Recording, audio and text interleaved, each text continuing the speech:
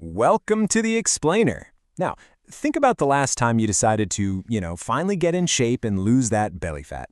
You probably downloaded some complicated new workout app, bought a bunch of exotic superfoods, and set your alarm for literally 4 a.m. to do fasted, high-intensity interval training, right? We've all been there. You made the process exciting. You made it a huge event. But because it was this exhausting, high-friction event, you practically guaranteed your own burnout, likely throwing in the towel by day 14. Well, today, we're going to look at the uncomfortable truth that absolutely nobody selling you a fitness program wants you to know. You see, your brain is totally hardwired to crave novelty. When you start a complex new diet, your brain releases dopamine. That's the exact same reward chemical that fires up when you buy a new car or play a video game. You just become addicted to the newness of the plan. But here's the catch, and it's a big one. Your metabolism is the exact opposite. Your metabolism absolutely hates novelty. It doesn't want dopamine at all. It demands predictability to actually release fat.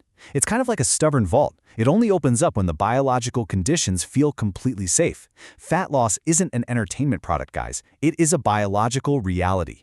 And that brings us to the core thesis of today's explainer: the 4 boring habits that quietly burn belly fat. We are stripping away all the noise of the fitness circus. Forget the extreme 30-day challenges. Forget the secret biohacks. Getting lean really just comes down to mastering a handful of incredibly unglamorous, highly repetitive behaviors.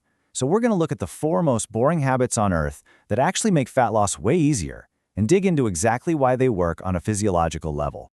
Okay, let's take a quick look at this roadmap. We're going to start with the cortisol trap, then cover habit 1, copy-paste breakfast, habit 2, post-meal walks, habit 3, the step floor, and habit 4, hormonal blackout. Finally, we'll wrap up with surviving the week 3 filter, which is the exact reason smart people still fail. All right, so first up, the cortisol trap. Cortisol is literally your body's stress alarm. When you throw chaotic variables at your body, like, say, starving yourself until 2 p.m. one day, then absolutely crushing yourself in the gym the next, all while sleeping erratically, your body registers that chaos as a massive threat. In response, your nervous system pumps out cortisol. Because of this ancient survival mechanism, your body fiercely holds on to fat, especially around your belly, just in case a famine is coming. To turn that alarm off and actually make fat loss easier, you've got to make your environment predictable. You have to make it boring. So let's look at habit 1, copy-paste breakfast. This is all about eliminating decision fatigue and metabolic chaos. Most of us just kind of let our mornings happen to us. We rush around, we skip breakfast, and by 10 a.m. we're so starving that we grab a bagel. Then the next day we try fasting, and the day after that we eat cereal. Guys, that is metabolic chaos. Willpower is just a battery that heavily drains as your day goes on. The fix here is to eat the exact same brutally boring, high-protein breakfast every single day. You want to hit a specific target of 30 to 40 grams of protein. That number is absolutely crucial because it's the biological threshold needed to spark muscle recovery and shut off hunger. Whether it's Greek yogurt with berries or 4 scrambled eggs with spinach, you need to literally copy and paste it into your mornings. Now, what's really interesting about this is how this single habit changes your entire biological clock. A massive dose of protein first thing in the morning completely suppresses ghrelin. Ghrelin is your hunger hormone, and protein keeps it pushed down for hours. By doing this, you are dictating exactly how hungry you'll feel at 3 p.m. or even 9 p.m. before you've even gotten out of bed. You kill the hunger curve early, making the rest of your day biologically effortless rather than, standing in front of the pantry at night desperately looking for chips. Moving right along to habit 2, the post-meal walk, the 10-minute biological cheat code.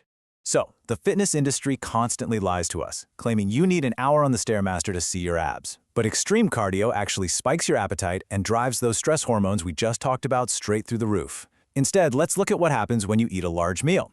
Your blood sugar rises and your body pumps out insulin to clear it. Insulin is a storage hormone. If you finish dinner and immediately sit on the couch, what do you think happens? Your inactive muscles just don't need that sugar circulating in your blood, so insulin really has no choice but to grab that excess fuel and store it as fat. So the crucial point is this super simple sequence. Step 1, eat your heaviest meal. Step 2, you are not allowed to sit down. Step 3, you walk out the door and walk for just 10 minutes. When you walk right after eating, your leg muscles demand fuel immediately. They act like a massive sponge, soaking up all that sugar before insulin has a chance to store it as fat.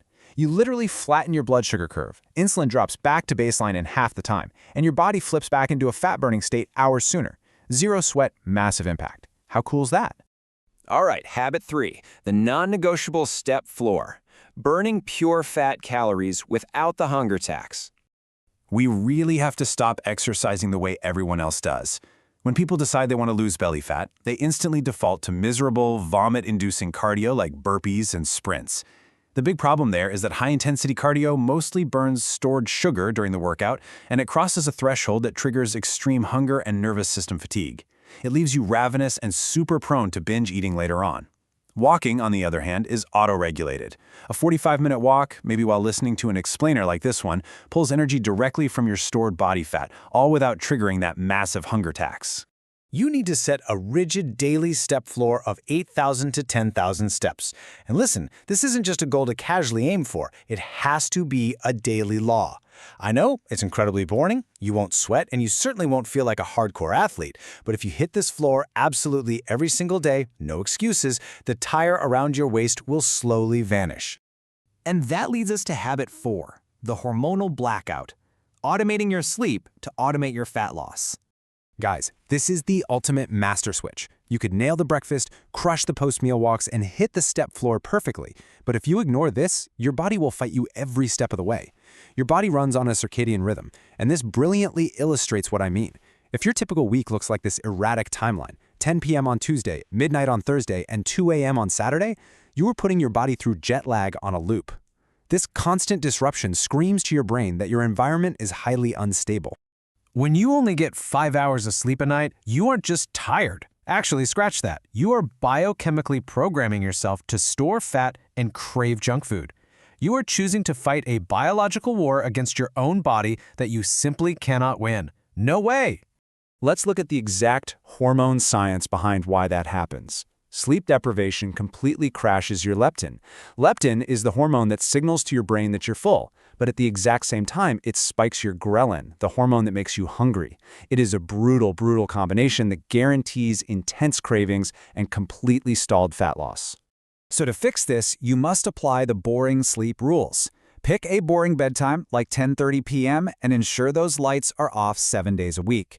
Pair that with waking up at the exact same time every single morning. When you finally lock in this rhythm, your body stops defending its fat stores because it finally trusts the schedule. It feels safe. Automate your sleep, and you automate your fat loss. It's really that simple. Okay, finally, surviving the week 3 filter. Why smart people sabotage themselves, and exactly how to avoid it. Here is the psychological climax of all this. The fitness industry has brainwashed us into believing in muscle confusion. You know, that garbage idea that you need to shock your body every 2 weeks with wild new diets and workouts.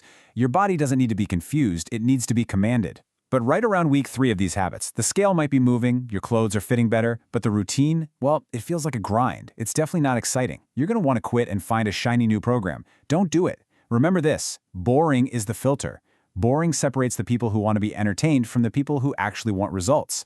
When the routine feels unsexy and repetitive, that is the exact moment the real biological work is finally happening. Let's move to the playbook and see how this builds together into a complete daily strategy. Number 1, eat that exact same 30 to 40 gram protein copy-paste breakfast. Number 2, take a 10-minute walk immediately after your heaviest meal. Number 3, hit that rigid 8,000 to 10,000 step floor without a single excuse. And number 4, keep the exact same bedtime and wake time 7 days a week. When you do this, you're no longer relying on fleeting motivation. You are finally relying on unshakable discipline. So what does this all mean for us? Well, there are no magic pills here, and no screaming instructors, just relentless, boring consistency. The leanest people you know aren't doing anything interesting at all. They really have no secret biohacks. They literally just do these 4 boring things every single day. So the final question is, will you start the boring work tomorrow, or will you keep chasing the next exciting 30-day illusion that won't work either? The choice is entirely yours. Thanks so much for joining me on this explainer. I'll catch you next time.